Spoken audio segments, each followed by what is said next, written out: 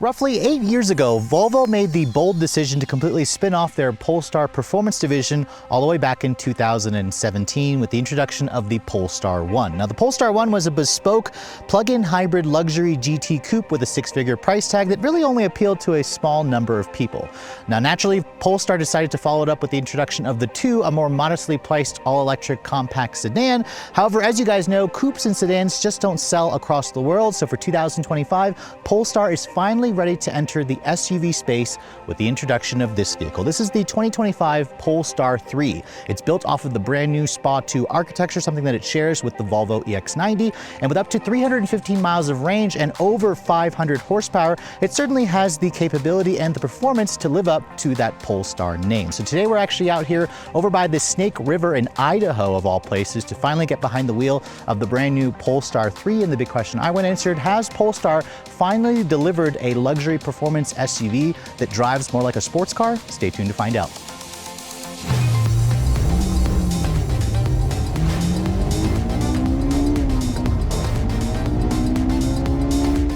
So we have been waiting a long time for Polestar to finally bring the 3 to the US market, because as you guys know, this is the brand's first SUV, and the naming of the vehicle may be a little bit strange because Polestar essentially just introduces 1 vehicle, 2 vehicle, 3 vehicle, 4. There's also going to be a 4, 5, and a 6 at some point, but this is again the 3rd model in the lineup, and that's where the 3 name comes from. It has nothing to do with the fact that it's an SUV. But while we're underneath this hood area here, I want to show you guys the little bit of front storage that you do get. You can see there's a nice little, almost like this little cover that just kind of is magnetic, and it just hides around 1.13 cubic feet of storage space, which offers just enough storage for the mobile charger that the vehicle comes with, which again is a nice place to store items like this. Some brands in this space don't even offer a front storage ability, so this is really a nice little extra touch that Polestar offers. But since we're underneath here, let's go ahead and talk about the powertrain specs first. Now, this vehicle is going to launch in the US with just 1 battery pack. It's a 111 kilowatt hour battery pack with around 107 kilowatt that's going to be usable. It's essentially the same battery pack that we also see in the Volvo EX90, and all Polestar 3s in America will launch with dual electric motors. So you get 1 motor in the front, 1 motor at the rear. Eventually, Polestar will offer a single motor rear wheel drive variant, but we don't know when that will eventually come. This model that we're showing you is the performance variant, which means we have up to 517 horsepower and 671 pound-feet of torque. If you guys don't want to get the performance upgrade package for an extra $6,000, you'll have 489 horsepower and 620 pound-feet of torque. So those numbers certainly are no slouch. It's one of the quickest and most powerful SUVs that you're going to find in the premium midsize electric space. It all goes out through a 1-speed reduction gear transmission, and it's got dual motor all-wheel drive, obviously. Polestar says that you should be able to do 0 to 60 in around 4.5 seconds with the performance package. It shaves around 0.3 seconds compared to a non-performance version.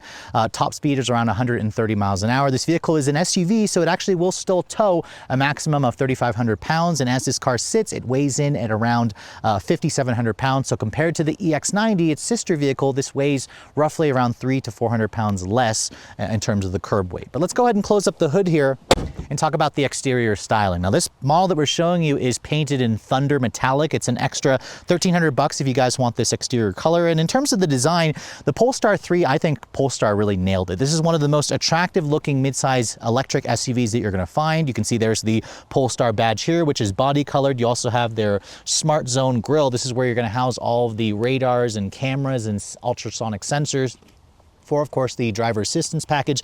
This area here also is heated, so it prevents the snow and ice accumulation. And you can also see there's almost like a little front spoiler here that's actually functional. This helps to kind of channel the airflow over the hood, push the vehicle down, help with the aerodynamics. You can see the headlights. These are full LED light clusters with an LED daytime running light, LED turn signal. It has that signature Thor's hammer LED, although I'm surprised it's not a sequential LED turn signal. And then down here at the lower fascia, there are some actual functional openings, active grille shutters. There's some gloss black accents here, some nice integrated parking sensors. And overall, it definitely looks like it belongs in the Polestar family, but it also reminds you a lot of the Volvo Precept concept, which they showed a couple of years ago. That's where this kind of front spoiler came into play. It's a really nice design touch. Now, moving around the side profile, this is the looks of this vehicle, or the size is a little deceiving, because when you see this car, you might be wondering, well, it kind of looks like a lifted up station wagon at times.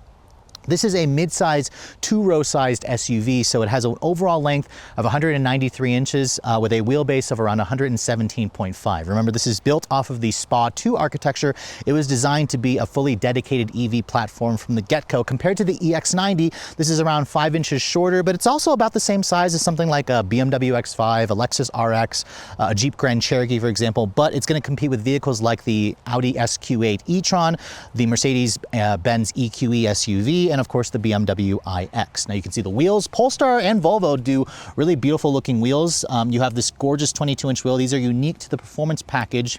You can see you have a Pirelli P0 summer tire. It's a 265/40 R22 at the front. I mean, even fatter 295 at the rear. So staggered set wheels. You also have massive brakes with 4-piston Brembo Swedish gold painted calipers with also the Swedish gold painted or Swedish gold valve stem caps, which are nice. The brake rotors are also upsized, 15.7 inches at the front, clamped down by those 4-piston calipers, 15.3 inches at the rear. You have an all-independent adaptive suspension. That's also an air suspension that's standard on every version of the Polestar 3. It gives you the ability to raise and lower the vehicle a couple inches. You have around 8.3 inches of ground clearance in this standard setting. I think Polestar says if you lift it up in its off-road mode, you can get nearly 10 inches of ground clearance, which is kind of surprising because this is a more performance-oriented SUV. The performance version also gets sport-tuned dampers, so that's going to help, of course, improve the handling capabilities. Now, the rest of the side profile, you can see it's very much lower for an SUV. That's, you know, one of the biggest differences you're going to notice between this and the EX90. You can see that panoramic glass roof is going to be standard equipment on all versions of the Polestar 3. I don't know if you have an option for roof rails. It definitely gives this more of that, you know, really long roof wagon design profile. I also really love the gloss black that you see here. You have body colored mirrors here, which are power folding. You have cameras everywhere, integrated turn signals. And my test car, I forgot to mention, Rob, actually is missing the LiDAR camera. Now, so they originally, when they first showed this car and the Volvo EX90, you could get a LiDAR camera on the actual roof of the vehicle. That's an extra $5,000. It's part of the Plus package. That's going to be a late availability because the LiDAR camera, even if you get it, the driver assistance level 3 technology where it's hands-free won't be active yet until Volvo eventually, or Polestar eventually, sends over an over-the-air update that makes it active. For now, I would probably just skip that and use their pilot assist, driver assist technology. You can see looking at the rear, this is where you're going to find the charge port door. For now, this car is going to have the J1772 plug with the CCS combo. I believe Polestar and Volvo will eventually adopt the NAC plug. This vehicle does run on the 400-volt architecture. It'll accept up to 250 kilowatts of max DC fast charging. This model here, because it's the performance package, does lower the range to 279 miles. But if you don't get the performance package, you'll do up to 315 miles, which is actually pretty darn good. That's pretty much in line with something like the BMW iX, more than the Mercedes EQE SUV, and also more than the Audi SQ8 e-tron. This has roughly an 11 kilowatt onboard charger. It'll take around 11 hours to charge this thing on a level 2, or if you find a level 3, a fast charger, you can go from 10 to 80% in about 30 minutes. So that's pretty average time. 250 kilowatts is actually a pretty quick time considering it's just running on the 400-volt architecture. It charges faster than some of its rivals. Now, moving at the rear, I love the styling language of this vehicle. First of all, the taillight design where it has that signature kind of trendy full LED light bar. You can see it's an LED turn signal, LED reverse lights, LED brake lights. It also has that very I guess a really nice looking Polestar badge, which is very minimalistic. It is also body colored. You have a rear wiper here, integrated rear spoiler. I'm surprised they didn't want to hide this wiper underneath the actual spoiler itself. And then down here, you can see this area here is unpainted, but this Thunder metallic exterior color is certainly a good choice. But if you guys want a really bright color, this is where sadly, you'll just have to get white or Jupiter as your exterior color because Polestar and Volvo don't really offer super bright reds or super bright blues. But looking at the cargo area, this is supposed to be an SUV, and Polestar offers a decent amount of cargo space. So with the second row seat up, there's no third row here, unlike the EX90. You get up to 21 cubic feet of total storage space. You can see it's a really nicely finished cargo area. There's metal trim here along the scuff plates. You also have this really nifty underfloor storage area, which, as you can see, actually holds our backpacks really nicely. Polestar says there's 3 cubic feet of storage space underneath here. And you can also kind of take this and create like a little divider area if you guys want to put groceries back here that could fly around while you're driving. This is really a great feature. It also has these little integrated grocery bag hooks. As you can see, when you have that flipped up and folded, it's a really clever touch. Leave it to the Swedes to think of something like that. You can also lower and raise the air suspension from back here. There's a power outlet back here, a little bit more storage over there. Sadly, you can't fold these seats down from back here, but if you just kind of push that, you can see push that down, it actually does create a pretty flat load floor, and Polestar says you have around 49.8 cubic feet of total storage space. So just shy of 50 cubic feet is not a lot. I mean, you're gonna find more cargo space in like a compact SUV like a Toyota RAV4, for example, but you know, in the competitive set, most competitors probably offer around this much space, maybe 10, 15 cubic feet more. So obviously compared to the 2 or the 1, this is definitely going to be the most practical vehicle in the Polestar family. So on the outside, the new Polestar 3 certainly has that very nice Scandinavian modern look to it. In the interior, this is where Polestar also spent some money to also make this interior feel very premium, but also very minimalistic. First of all, this interior color that we're showing you is the upgraded premium Nappa leather seats, which are supposedly made with animal welfare secured materials. This interior color is called Zinc, and it's a $5,500 upcharge. The standard cloth material is called Weavetex, and that's only available in a charcoal black.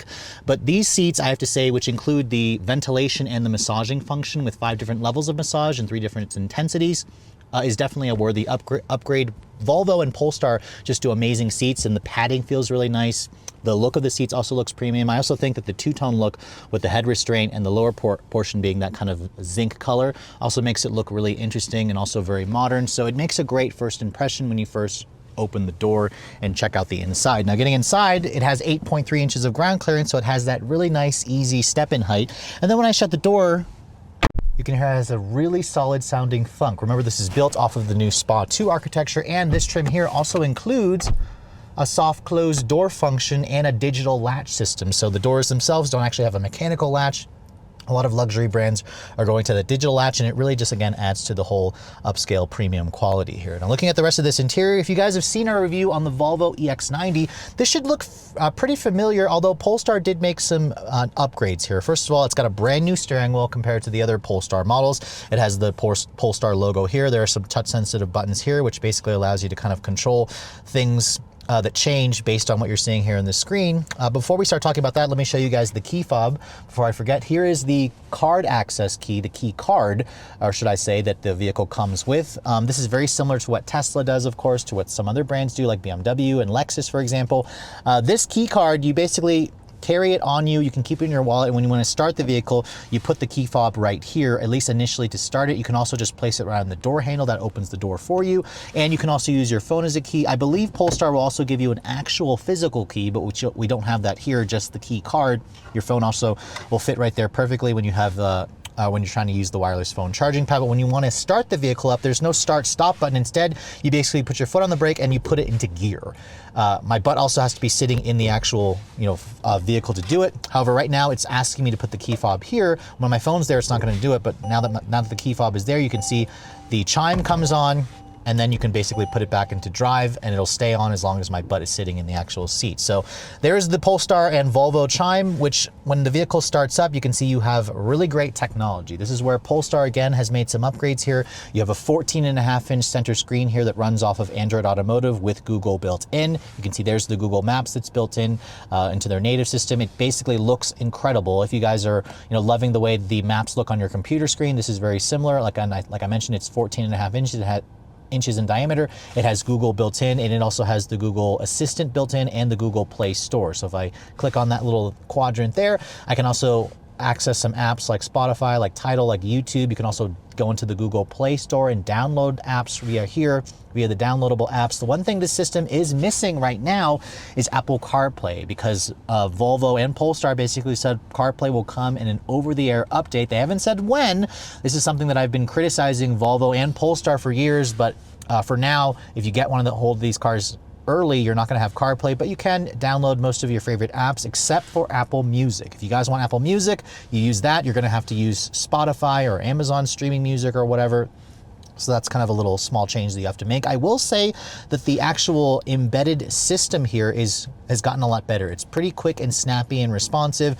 The screen also looks really impressive. You can adjust a couple of things here. If you want to adjust your side mirrors, you're actually going to have to do that via here, as you can see, going to the go back to the shortcuts here, going to driver adjustments. This is where you can basically use this little control here that adjusts the mirror controls. You can adjust your steering wheel controls as well here, which the vehicle actually has to be on for it to adjust that. And you can also kind of set everything here and set it into a driver profile. So even though you kind of have to go into the screen here to adjust things, once you set up your profile, you don't have to really touch it again. It is a power tilt telescoping wheel, which Volvo and Polestar were apprehensive about adding that. So that's a really nice touch as well. Now let's go back over to the material quality. You can see the door panel has kind of like a really interesting recycled material that is soft touch injection molded plastic. It has like a weird fabric texture to it with some cross stitching. You also have this really interesting little piece of fabric here, which almost looks like a speaker cover, because remember, this vehicle also has their upgraded Bowers & Wilkins sound system. It's 25 speakers. It's part of the Plus package. It sounds really good if you guys are an audiophile, up to 1600 watts of power. There's also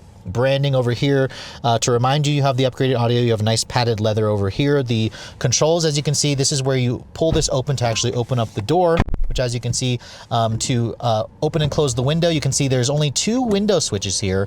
To access the rear windows, you actually have to push a button here. That's what will give you access to the rear windows. They're one touch for all 4. Some of you may criticize the fact that Polestar and Volvo have gotten rid of 4 window switches. I think it's a cost-cutting move that I don't love, but once you kind of get used to having to do that, it's something that I guess muscle memory will allow you to kind of adjust when you want to open all 4 of the windows. You can see the dashboard materials have the same material here from the door panel onto the dash with the actual stitching. You have real genuine wood. It's like a black ash deco wood trim, which has really nice graining material. It feels really nice. It smells really expensive in here. You also have some really nice soft leather from the door panel coming over here on the lower part of the dash. You also have a heads-up display, which is nice, along with that tweeter speaker, which helps to envelop sound completely around you in the Bowers & Wilkins stereo.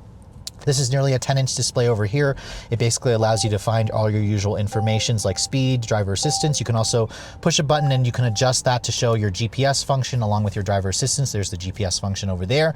And then over here, like I mentioned earlier, the screen looks really nice. And if you put the vehicle into reverse, you can see there's your backup camera. You can also go into a backup camera there along with the top-down 3D view. You can also go to a front camera system. It has distance markers. It has trajectory. It has cross-traffic braking, all those features you kind of expect in a Volvo and a Polestar. It's included here. You also have their latest Drive Pilot system where it has their hands-free driver assistance. Although if you want the level 3 autonomy, you need to spend an extra $5,000 for the LiDAR sensor, which will eventually come in an over-the-air update. I'm hoping to be able to test that at some point whenever Polestar and Volvo have it ready. This system here, I have to say, there is a little bit of a learning curve. Obviously, your climate control functions are kind of down here at the lower part of the screen, which, as you can see, if I tap that, it brings up your climate. You can, change the positioning of it. Obviously, you can put it into an eco mode. The dash vents, thankfully, are just manually adjustable via these little toggles, which have a relatively nice feel to them. So that's something that I appreciate instead of those complicated motorized vent controls like some of the competitors. Over here in the center console, you can see it's a floating design, which I love. Big volume knob here, additional storage down here, which is good. You also have 2 USB-C charging ports. That actually will flip up to kind of allow you to place your smartphone in there or a tablet if you guys want to charge that. In addition to giving you some storage, this is a nice padded center console here. And if I open this up, you can see that's actually a really deep storage area. There's also an LED light in there, which is nice. Some piano black plastic here, which I don't love. That's going to show fingerprints and scratches and smudges, kind of annoyingly. And then above me here, you can see big panoramic glass roof. That roof, however, doesn't have an actual retractable shade, and it also doesn't open up to vent air. Polestar says that it doesn't have a retractable shade because the tint on the window is actually, or the glass is actually very dark tinted. It's also reinforced to be strong. And they also said that if they wanted to add a shade, it would actually eat into the headroom of this vehicle. I kind of think that's a cop-out answer. I would have preferred to have an actual shade. You do have a woven material here. You have an auto-dimming rearview mirror, but no digital camera rearview mirror, although they may offer that as an accessory from the dealer if you guys want that. But this definitely looks nice with the frameless design. If you want to go into the glove compartment, you have to actually access it through the screen here. Tap that, you can see that opens up the glove compartment. It's damped and it's lined with felt. It offers a good amount of additional storage. And I also forgot to show you one more thing. If you go on to adjust your drive mode selection, you have to go here into the settings. You can see this is where you can access a lot of your different settings, including your charge and your driver assistance. Go into the drive here. This is where you can adjust all the different driving modes along with your stability control, the air suspension, you can raise and lower it. And you can adjust the steering feel, your one pedal drive feature, which Polestar technically does give you redundant controls. If you go back here, you can actually access some of your drive mode settings over here as well. When you can access performance on or off there in one pedal drive, but to access the suspension, the steering tweaks, you have to go into here and you have to go into several different taps, which I think is kind of annoying. There's several different steps, but once you kind of get used to that, you can kind of, train your mind to kind of go in there, but it also is a little bit distracting for those of you who want to change the steering or the suspension feel. So overall, the interior definitely has a high quality feel. Does it feel like, a $90,000 plus vehicle? That's really going to be dependent on you. But I will say that the build quality is solid and the technology is impressive once, especially Polestar adds the wireless CarPlay functionality. But let's go ahead and up into the backseat area. I want to show you guys what that is like really quick.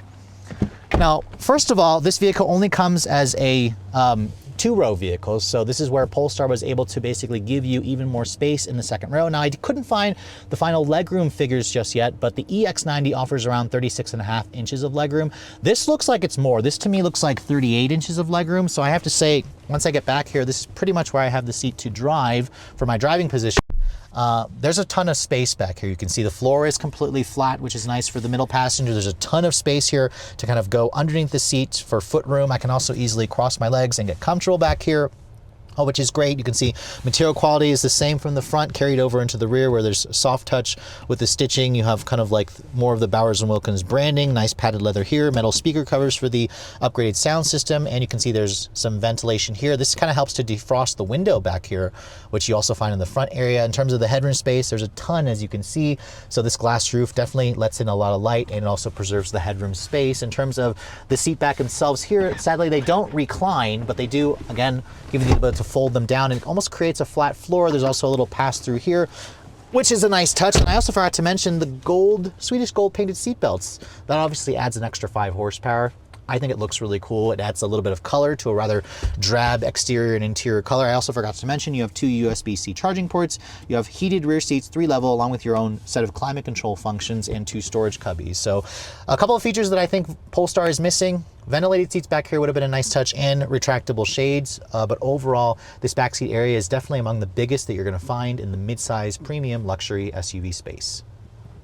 So at long last, the day has arrived. We are finally behind the wheel of the 2025 Polestar 3. This model is the performance version for an extra $6,000. You basically get an extra 30 horsepower and 51 foot-pounds of torque. Polestar claims it can get to 60 in 4.5 seconds. Let's go ahead and see what we can get here.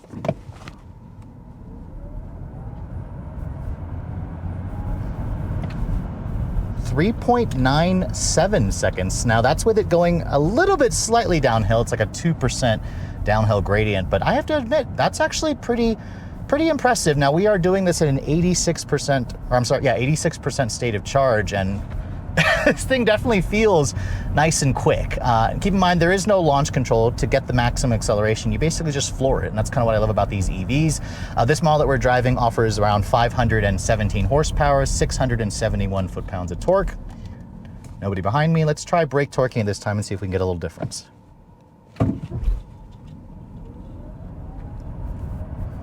Very smooth, very progressive power, but it also feels good. 3.95 seconds there. So it's about a half a second quicker than what Polestar claims. And I like seeing that time because it is also around a half a second quicker than the Volvo EX90 with the performance package that we drove about a month ago out in Southern California. Now we are driving here in Wyoming at around 6,000 feet above sea level, which doesn't really matter to an EV because there's no internal combustion engine sucking up air. But it also kind of begs the question, does it actually make a little difference in making it quicker because there's less air resistance? So I'm kind of wondering there, because the air is thinner here, but this thing is properly fast. In fact, if you're looking at the competitive set with this car, you're going to be comparing it to like a BMW iX, the Audi SQ8 e-tron, the Mercedes-Benz AMG EQE, and this is going to be right on par with that vehicle. And keep in mind, Polestar is supposed to be the performance arm of Volvo, and they're kind of keeping that tradition in their DNA. So compared to the EX90, this is built off of the SPA 2 architecture. It has been shortened. It's around 300 pounds lighter as well. It definitely feels a little bit more playful and a lot smaller and more nimble, which is definitely great. Polestar basically says this vehicle is an SUV, but it's also basically like a sports car in the way its handling dynamics are going to be. That's a little bit of a stretch for me, but as we find some corners here on these wonderful mountain roads in just outside of Jackson, Wyoming. I have to say the steering in this car is surprisingly sharp and direct. The suspension setup is an adaptive air setup, so we've got a sport-tuned stamp tuning for this particular model here, and it still rides extremely well. We're on these big 22-inch wheels, and it's like a 285, I think, with tires, so it's a pretty wide tire, but it still hugs the road pretty nicely. It has a good ride quality. We're driving these earlier pre-production models, I believe, but there's not a single squeak and rattle that we've noticed in the last like 45 minutes that we've driven this car. And put your foot down, there's plenty of power to basically make your passenger sick. Sorry, Rob, who's sitting shotgun for me. So I'll be curious to get this car back home because I've got an extra passenger with me, and I want to see if this thing could actually be quicker than the 3.9. Now, to get those quick accelerations, you're going to be in the performance mode here, which Polestar makes it pretty easy. You can access it via just that little quick button over there. And when you're out of the performance mode, you definitely notice that my foot went to the floor, Rob, and it was like, yeah, nothing for a second. There's like noticeable delay. Like, so the performance gives you pretty much instant thrust, and it also, I believe, unleashes the full 517 horsepower. This is the mode you're gonna have it in when your grandma or your mother is driving it, because it's just gonna be a lot more progressive and smoother and less, you know, batshit crazy when you put your foot down. It's not gonna startle people. It's just gonna be more... still ramped up to a nice pull, though, after a second or so. Yeah, I mean, it still feels decent, but there is a noticeable, like, 1 second delay when my foot goes to the floor. I mean, most of the time... Grandma doesn't like that. No, I mean, I like it. Yes, I like it, and it's in this mode. It's just much more enjoyable to drive.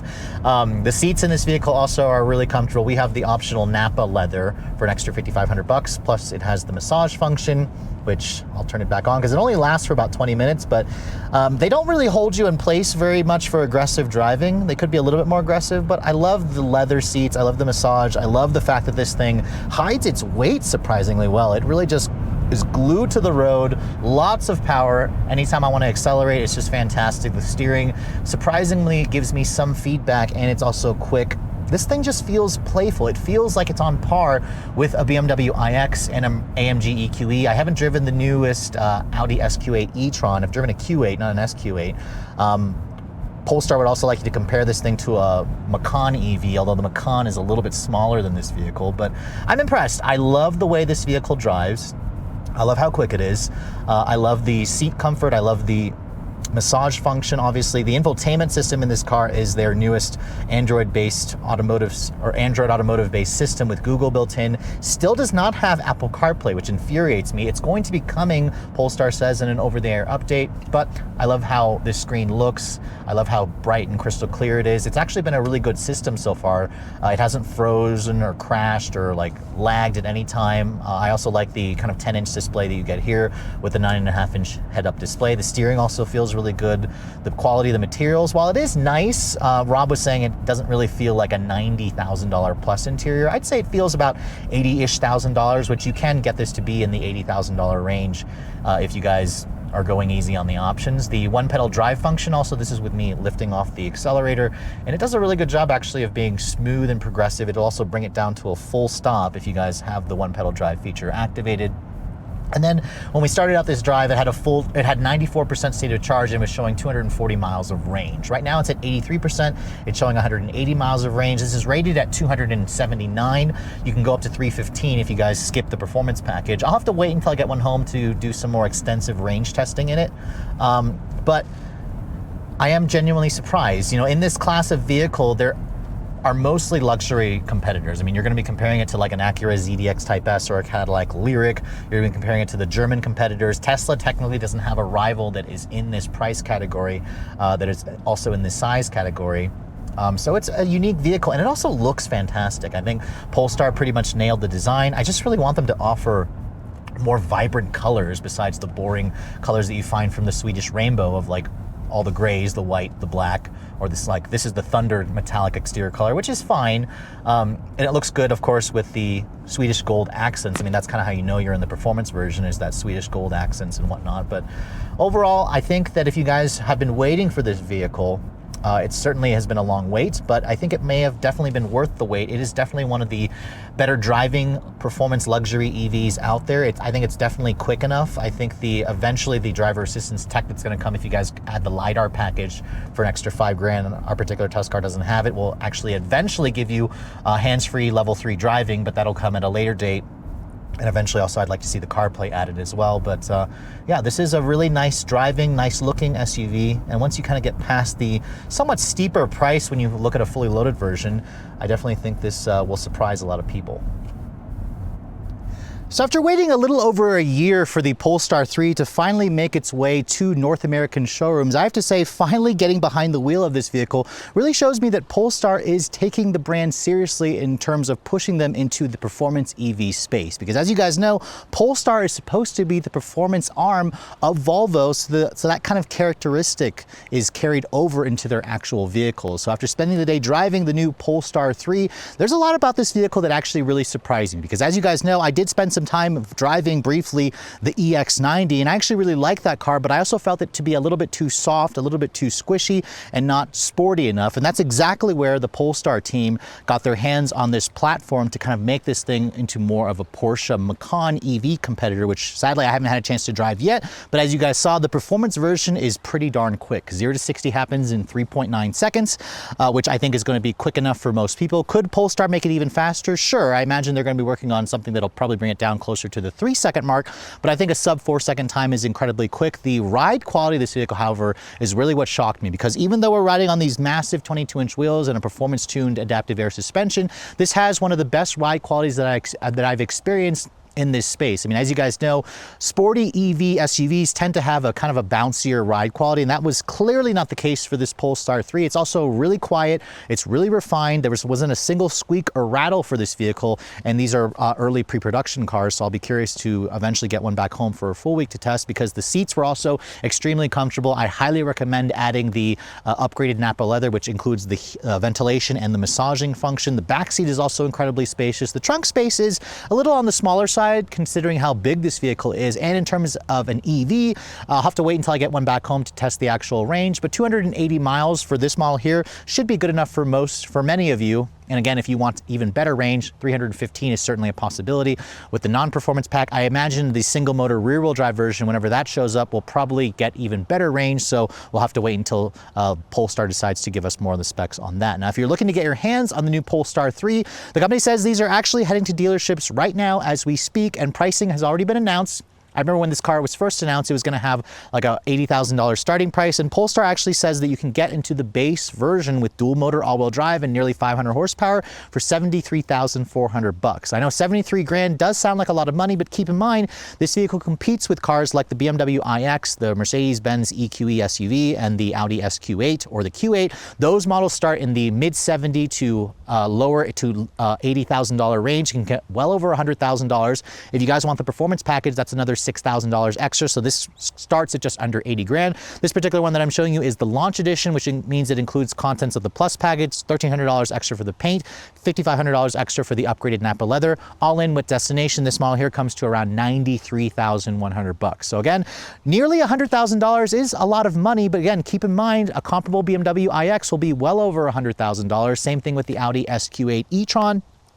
And a Porsche Macan EV starts at around $85,000, can go well over $100,000. So that's kind of just where you're going to be spending if you guys want something that's a little bit more luxurious, a little bit more performance oriented. And I think Polestar definitely has one of the best designs, one of the best handling dynamics, one of the quickest vehicles, and it also charges extremely fast. So that's something to keep in mind. Also keep in mind that this model here that we're showing you is continued to be built in China, but very soon Polestar says, in fact, I think probably by the end of this year or early next year, they're going to be switching production to their factory in South Carolina. So when they do that, it will qualify for the full $7,500 federal tax credit, which again should help bring the cost down. And I also suspect Polestar will eventually start doing some pretty solid lease deals on this thing, which also should help make this car a little bit more enticing as well. With all that said, hope you guys have enjoyed my full overview on the brand new 2025 Polestar 3 in the performance trim. If you're also looking to see the latest cars I'm testing, be sure to follow me on Instagram at redline_reviews, like us on Facebook, and as always guys, please keep subscribing to the Redline Reviews YouTube channel for all the latest reviews.